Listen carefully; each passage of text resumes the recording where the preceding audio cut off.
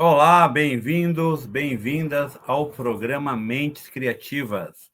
Estamos no ar novamente em 2025 para trazer pessoas que escrevem livros, são artistas, são inovadores e inovadoras. Esse programa ele quer apresentar quem são essas pessoas que estão inovando em Joinville região, em Santa Catarina e no Brasil. E quem sabe no mundo, né? Hoje nós temos um convidado muito especial, que é um estudante, um pesquisador, o Gabriel, e ele vai nos falar um pouquinho sobre o seu trabalho. Mas eu quero também, Gabriel, aproveitar e estender, que depois você vai se apresentar, você que vai ver, assistir esse programa, preste atenção, você pode ser o próximo a ser entrevistado, porque eu, Israel Gonçalves, que vou apresentar esta enquete, esse trabalho aqui, né, do nosso querido Gabriel, né, que vai trazer pesquisa, que vai falar sobre questões, e você também vai poder opinar aqui nos comentários, né, com o Wilton Piran. Então, será eu apresentando Israel Gonçalves, mais o Wilton Piran, que é o nosso comunicador, nosso jornalista, radialista. Ele tem vários adjetivos, né? E nos ajuda aqui nos bastidores na parte técnica e está aqui contribuindo com esse programa. E já aproveito, Gabriel, se inscreva no canal SC de Fato, que é um canal que mostra, né, e busca mostrar, né, as vertentes culturais, a realidade aqui da região do norte de Santa Catarina. Gabriel, tudo bem? Muito bem, muito obrigado, meu senhor.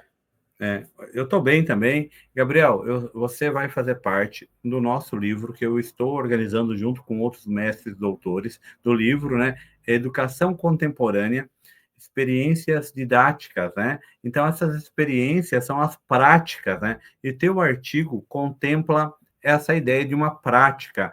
E eu gostei muito dele, aliás, ele já passou pelos pareceristas, foi aceito, e é por isso também que eu te convido, né? Para fazer parte do programa, eu e o Wilton Piram. Gabriel, antes de começar a falar da obra em si, se apresente. Quem é você, Gabriel, para o nosso público? Então, pessoal, sou Gabriel Henrique, né, de Oliveira Brito, tenho 26 anos de idade, eu moro em Joinville, no estado de Santa Catarina. Porém, eu nasci no município de Manoel Ribas, né, Paraná, e atualmente eu sou mestrando do programa de pós-graduação em História da UFPR, que é a Universidade Federal do Paraná, campus Curitiba, e só que eu me graduei em História pela Univille. Muito bem. E você, no seu TCC, eu vi já, claro que eu li, então, que você vai usar um pouco desse capítulo de livro que expressa um pouco o seu TCC. Vai me corrigindo depois se eu não estiver na linha. Uhum. Aí, mas seu mestrado em História na UFPR, ele tem a ver com esse debate que nós vamos conversar aqui. Fale um pouquinho sobre esse teu mestrado, sobre a sua pesquisa. Então, a minha pesquisa de mestrado ela não está relacionada ao que foi discutido no capítulo de livro. Uhum, Tanto que o que está no capítulo é algo relacionado à educação, sobre o ensino, né, uhum. tendo como base o currículo do ensino médio do território catarinense. Só que o que eu estou realizando no mestrado é uma pesquisa histórica com um tema bem diferente, sabe? Se trata de migração e etnicidade na localidade do Morro do Meio, né? É uma espacialidade que nesse caso é de resíduo, sabe? E eu vou mobilizar a história oral, né? Ou seja, vou criar entrevistas para poder dar prosseguimento a essa minha pesquisa, sabe? Que legal. Aqui o Morro do Meio tem o professor Bellini Meurer, né? Na verdade, ele gosta de chamar de Bellini Meurer, que é o nome em alemão correto. Ele foi um dos primeiros. Posso estar também enganado, porque, como eu não sou especialista na área do Morro do Meio, ali nessa história, ele foi um dos primeiros a escrever, ou tentar escrever uma história, né, sobre o Morro do Meio. E tem um outro colega na Faculdade de Direito, que é meu aluno, ele também está escrevendo alguma coisa com relação a isso, tá? Então, é interessante, né? Como o Morro do Meio, ele se tornou e se torna objeto de estudo, né? Para o professor Bellini, agora para esse meu colega ali na faculdade, você também. Então, nesse meio tempo aí de conversas, 3 pessoas só em um bairro, né? Por que te chamou? Porque você mora no bairro, claro, né? Mas por que te chamou a atenção escrever essa história sobre o bairro? Então, as diferentes justificativas referente à minha proposta de pesquisa. A minha justificativa individual é que eu quis operar algo relacionado à história de Joinville e à história oral. Eu tenho como meta na minha vida me tornar um profissional especializado em história oral. E eu tive que ser pragmático, encontrar algum tempo que fosse viável fazer algo do tipo. Claro. Né? Aí, nesse caso, eu também quero me tornar, como anteriormente mencionado, me tornar alguém especializado na história de Joinville. Aí, nesse caso, acabei unindo essas duas coisas, junto com o meu pensamento pragmático, aí eu escolhi a espacialidade do Morro do Meio. Né? Como eu tinha falado anteriormente, o tema é migração e etnicidade, que envolve não só o próprio bairro, mas outras duas estradas, né, que ficam na zona rural, só que no imaginário de algumas pessoas também fazem parte do bairro. É a Estrada Morro do Meio, que tem o mesmo nome, e a Estrada Estela. Certo. Muito legal. Então, a gente vai voltar a esse tema, tá? Porque muitos dos nossos ouvintes, né, telespectadores, vão querer entender como que é entrar no mestrado. Mas eu quero focar também no teu capítulo, né? Eu vou citar o nome aqui, que é Ateliê Autobiográfico, né? Pensar comunitário no projeto de vida, né? Então, você vai trabalhar uma prática, né? E eu acho interessante que você até cria essa metodologia, né? Tu reinventa uma metodologia, né? Que é bem legal também, que eu acho que esse processo de adaptação do adaptador, vamos dizer, é bem legal, porque você reconhece que o outro método foi legal, mas também reconhece que ele é necessário se adaptar, porque como a realidade é diferente entre um bairro do Morro do Meio e o centro da cidade, que o centro também é um bairro, né? Que o centro é diferente, então é necessário uma adaptação. Por que você escolheu, quem vai ler, né? Logo o livro vai ser lançado em outubro, provavelmente aqui também, pelo SC de Fato, no programa Mentes Criativas, mas eu quero que você fale para nós, né? Por que você escreveu o ateliê autobiográfico pensando nessa disciplina, de formação, que é o projeto de vida, está conectado com o ensino médio?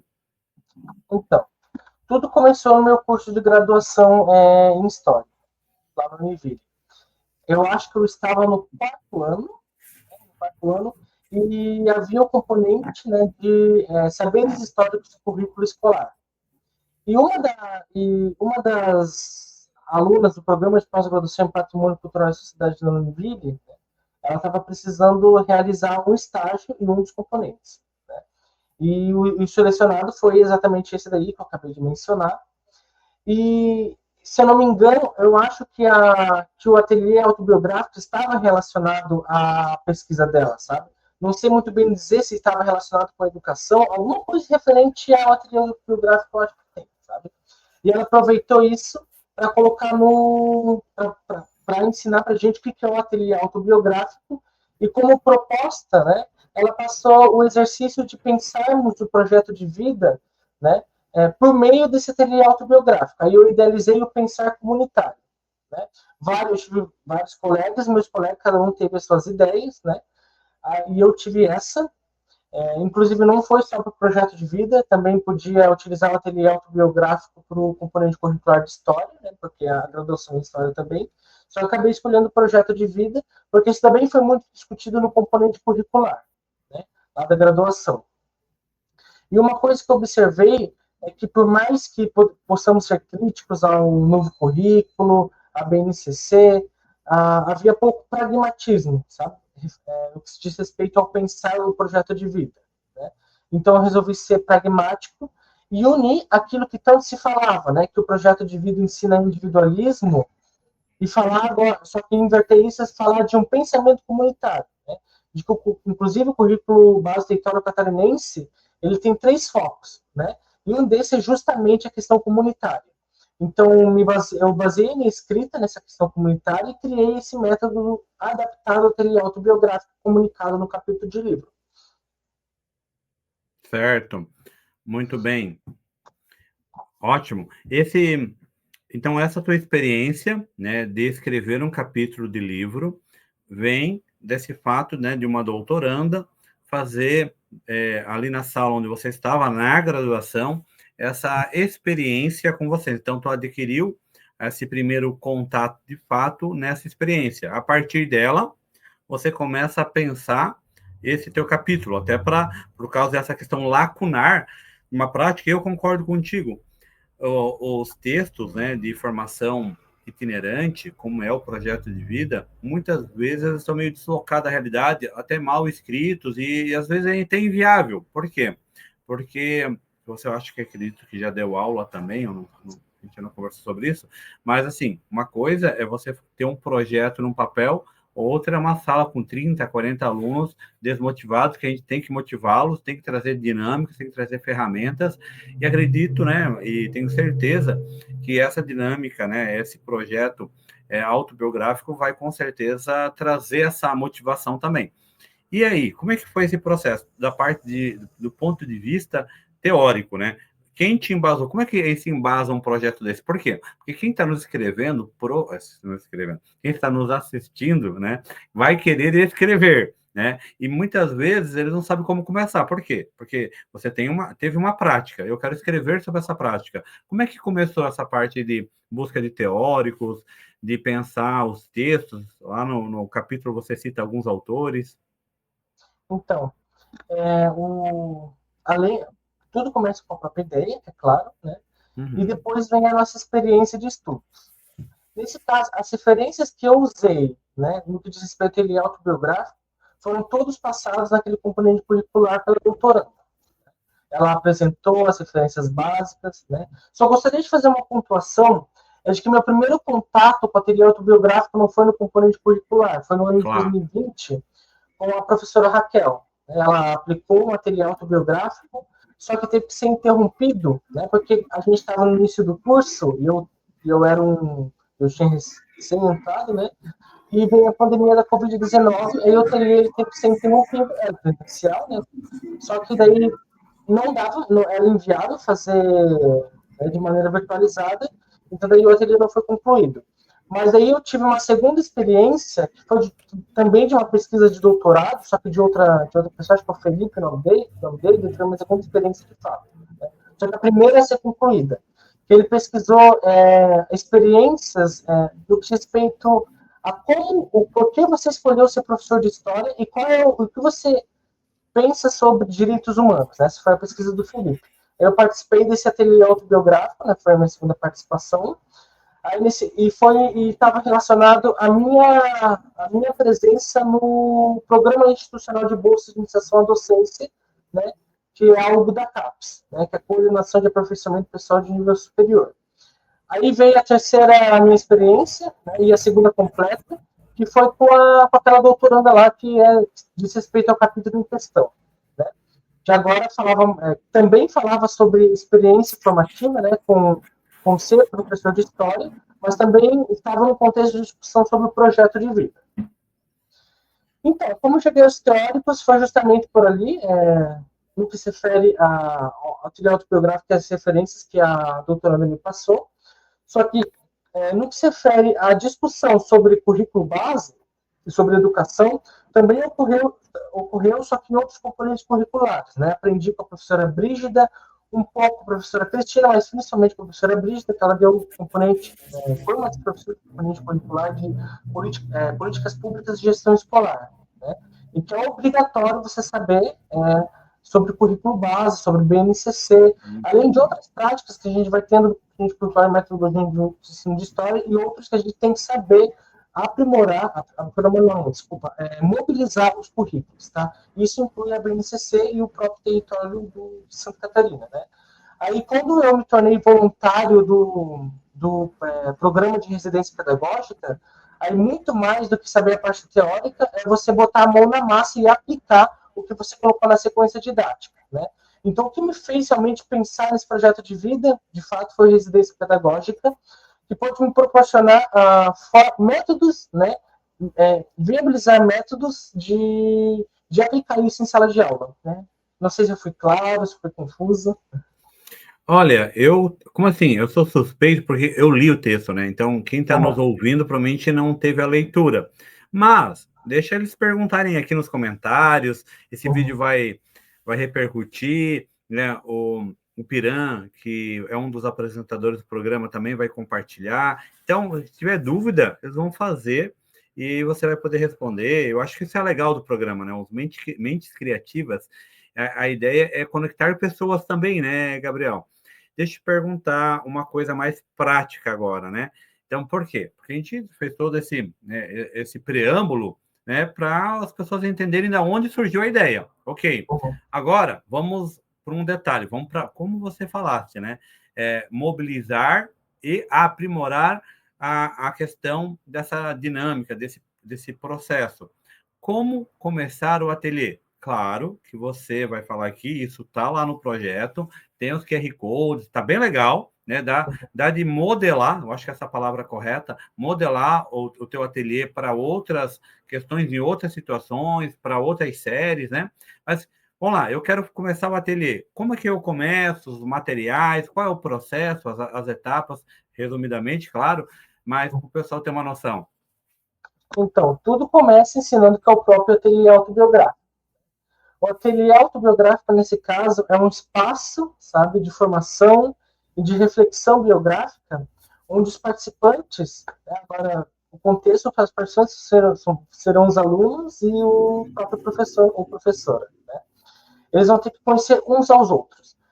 Tem um tema específico, né? E a partir desse tema específico, você vai pensar, refletir sobre a sua própria vida. E não só sobre a sua própria, mas sobre o outro também.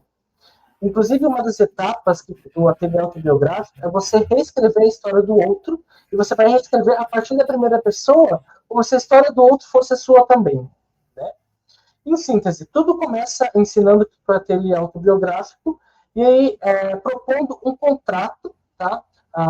Agora, dentro do contexto aos alunos, né? De que dentro do ateliê autobiográfico, eles não vão poder agir de forma antiética, tá?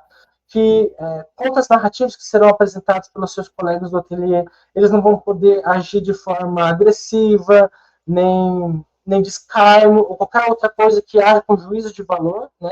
Especialmente negativo, do que se trata as memórias apresentadas pelos seus colegas. Né? Depois de firmar esse contrato em que todos concordem ter posicionamento ético, aí sim começam as etapas. Né?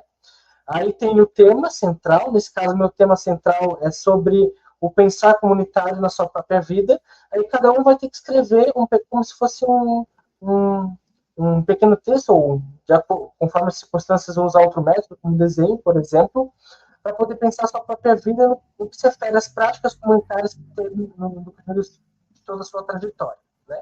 Vai apresentar a seus colegas, eu coloquei lá juntar pequenos grupos, né, para ficar mais pragmático, para economizar o tempo da sala de aula, porque o professor também não conta com muito tempo para aplicação de várias sequências didáticas só para um componente curricular, para somente um tema. Né?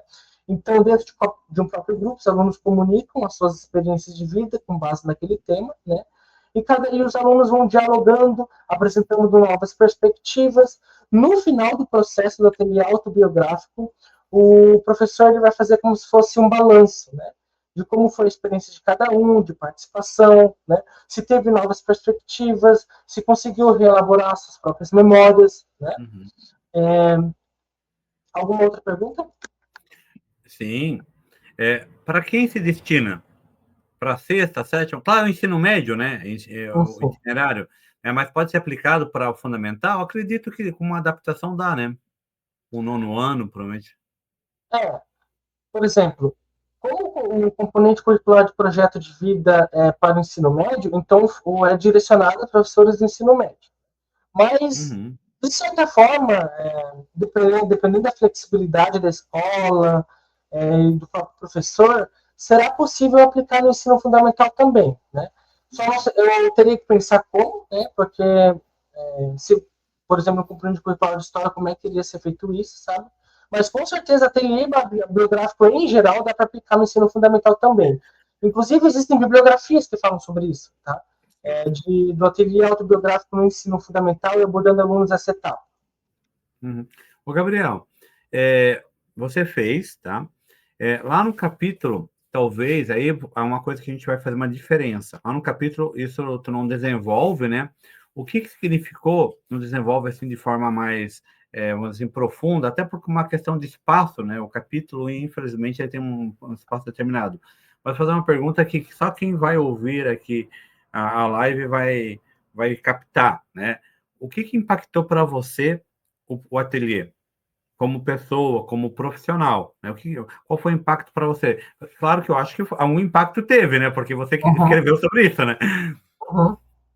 Então, o impacto. Como foi a terceira experiência que eu tive com o ateliê autobiográfico, e o segundo com quase o mesmo tema, né? Porque a gente teve que pensar o que nos levou a ser professor de história, sabe? Algo relacionado à minha primeira experiência completa com o ateliê. Né? Então,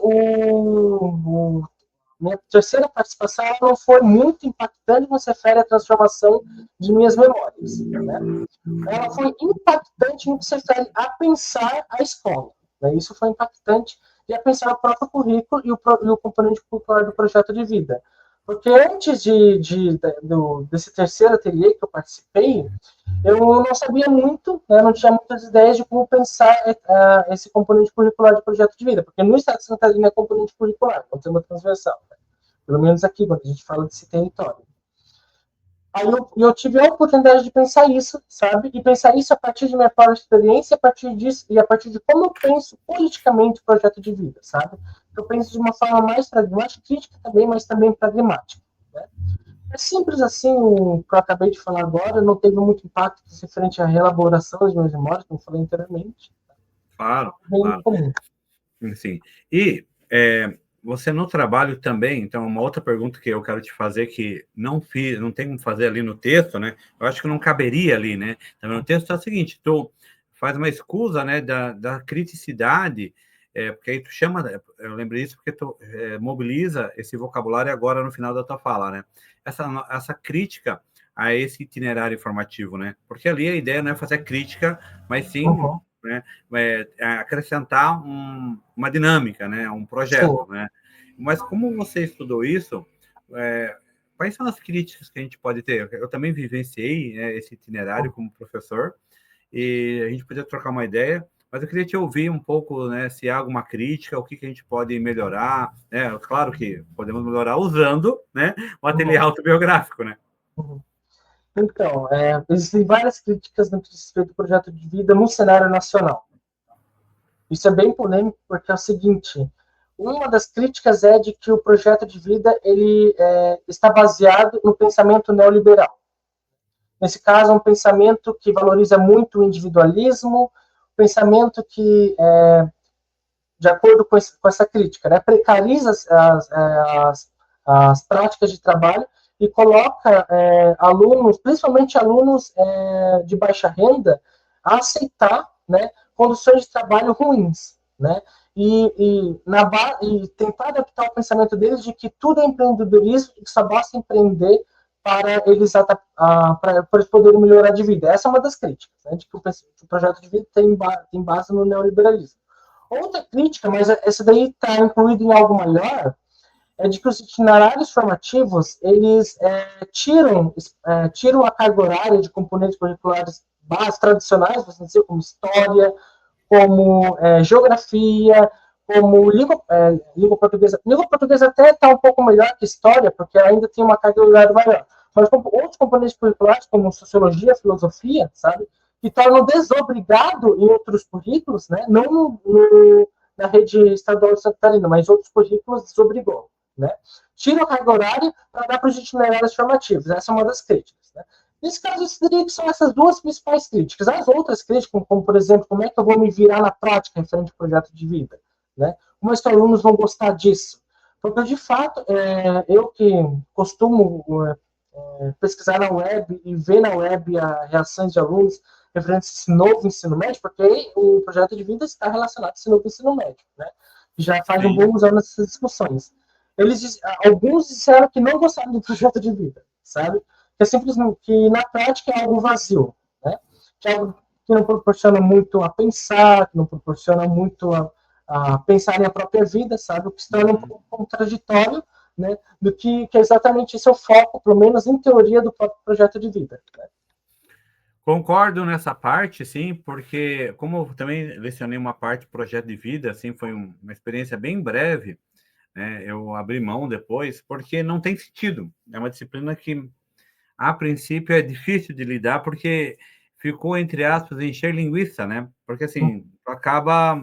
Primeiro que eu já peguei disciplina e os alunos falando que os professores anteriores, que não eram só um, tinham colocado lá para ele entender o seu eu interior, até meditação eles tiveram.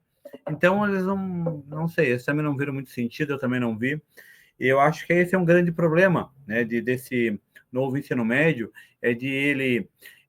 Eu percebo até, Gabriel, que a vontade de acrescentar, de trazer algo novo, é legal. O problema é o método. Isso foi feito top-down, ou seja, a cúpula decidiu o que ia fazer Sim. de uma realidade que eles não conhecem, ou que eles conhecem, mas eles querem maquiar por causa da sua ideologia neoliberal, como você também trouxe aqui.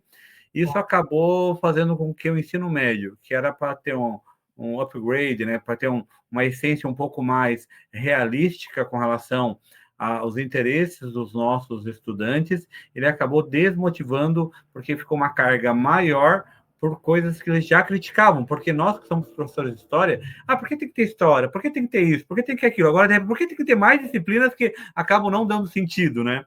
E uma coisa que eu percebi, eu posso estar enganado, mas eu acho que o itinerário, não estou certo, o itinerário, em especial o projeto de vida, ele é qualquer professor que pode dar.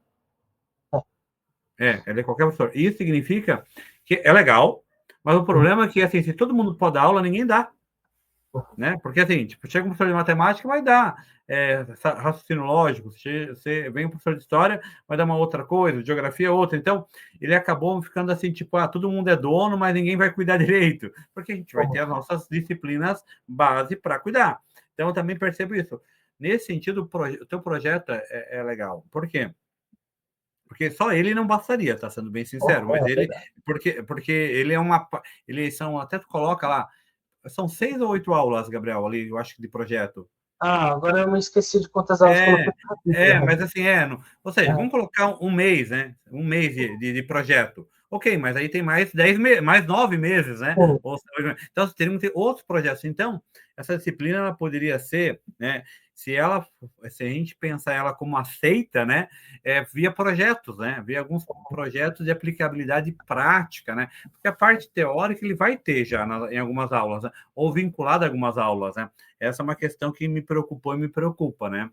E agora, Gabriel, a partir desse teu projeto, né, que virou capítulo de livro, tu já aplicou também com teus alunos? Como é que tua experiência empírica desse teu projeto, né? Teve a tua fala sobre o impacto para você, que já era a terceira vez que tu encontrava essa dinâmica, né?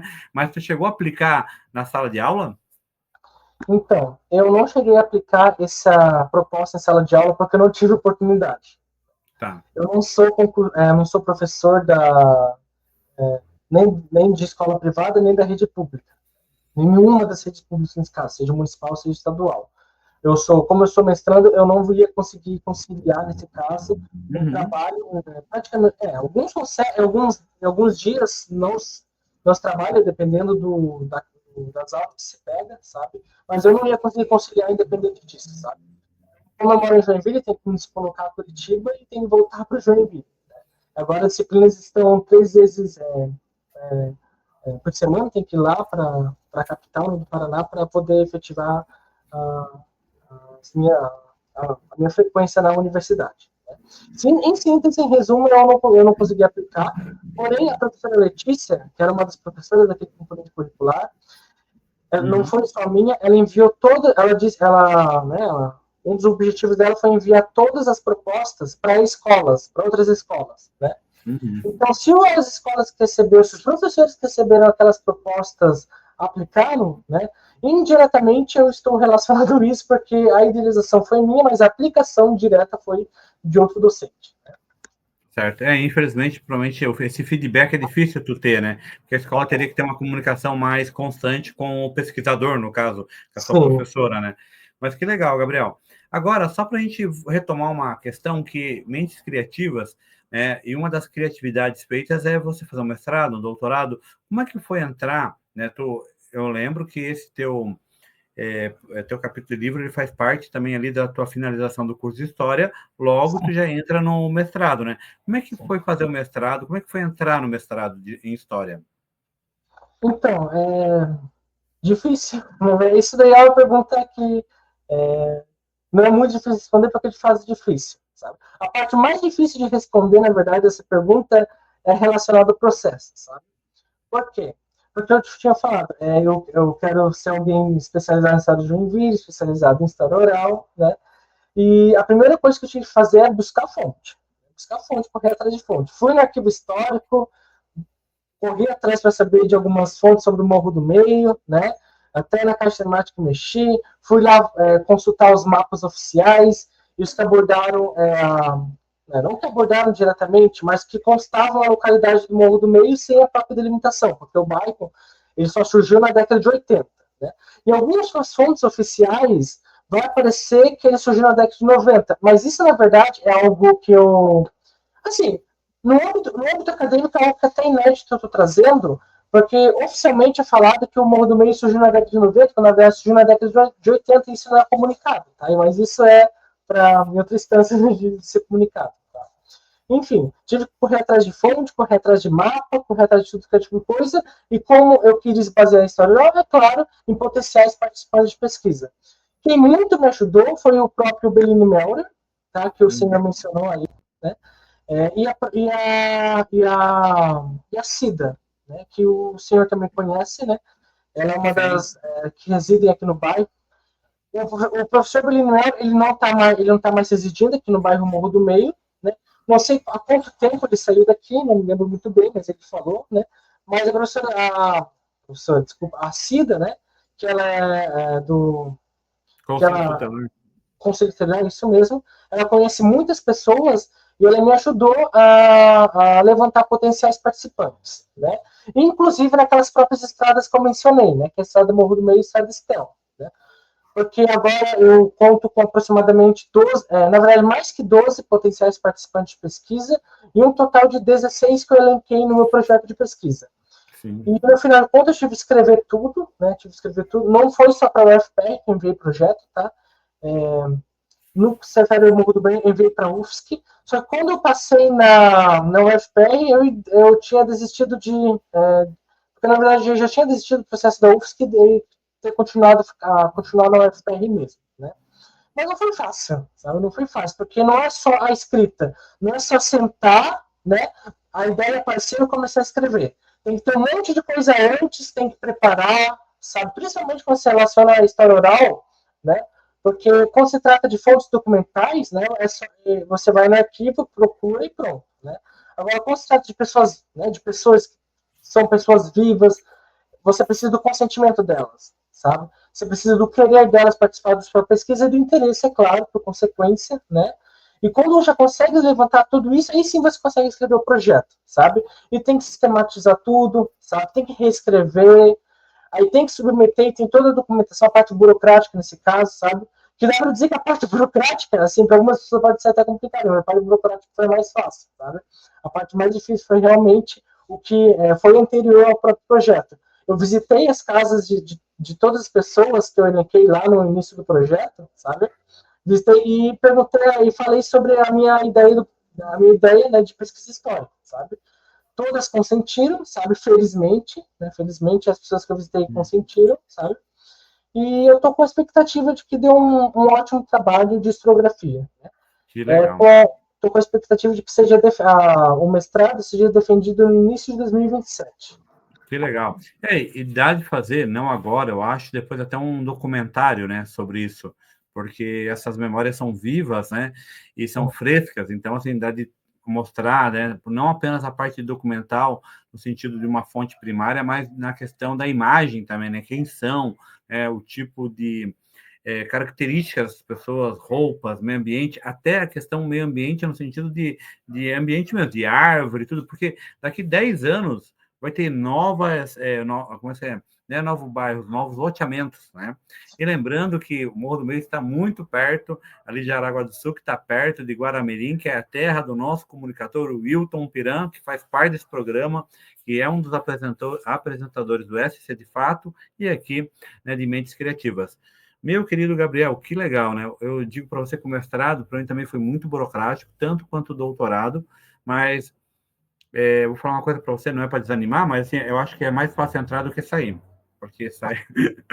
Assim, é pauleira também, muita disciplina, muita matéria que tu tem que fazer. Às vezes tu pega matérias que não têm relação com o teu tema, mas tu tem que fazer porque é uma disciplina obrigatória. E assim, por que eu mobilizei essa conversa de mestrado e doutorado e pesquisa? Porque as pessoas pensam hoje, infelizmente, que fazer pesquisa é tu entrar no TikTok e ver algum vídeo, ou ver um Instagram, ou apenas até uma coisa que já é um avanço, ler um livro. É mais que isso, né? É mais que uma leitura.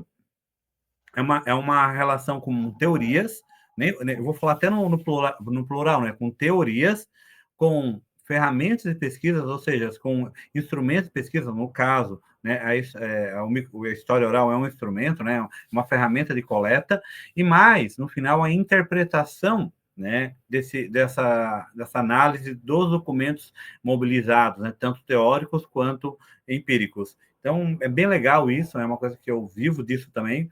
Você está vivenciando isso, e espero que quem queira entrar no mestrado e doutorado se motive, né, a fazer essa pesquisa de forma séria, ética, e que tenha, né, uma relação com aquilo que a pessoa gosta, né, que é o teu caso, que é a história oral. Gabriel, alguma pergunta que eu não te fiz, que tu gostaria de falar? Aí vamos colocar aí o tempo livre aí, para você expressar alguma coisa que queira passar aí para quem vai nos assistir. Assim, só uma pontuação é que foi falado do TCC, na verdade é TCE, né? No curso de História da Univille não tem mais TCC, né? Que é TCE, que é Trabalho de Conclusão de Estágio. Porque o foco agora desse trabalho final para a conclusão do curso não é mais uma pesquisa propriamente dita, sabe? Pesquisa mesmo. Né? É experiências de estágio, na verdade, experiência de ensino. Né? Experiência de ensino que se faz por meio do estágio. Né? Nesse caso, a minha experiência de ensino está relacionada a 3 escolas, né? Que é, na verdade, que diz respeito ao título do meu TCE, que é o trio da trajetória, experiências educacionais em 3 escolas do município de Joinville SC. Né? Nesse caso, essas 3 escolas, uma delas, inclusive, é do Morro do Meio, né? Que é a Escola Municipal Dr. Rubem Roberto Schmidli, né?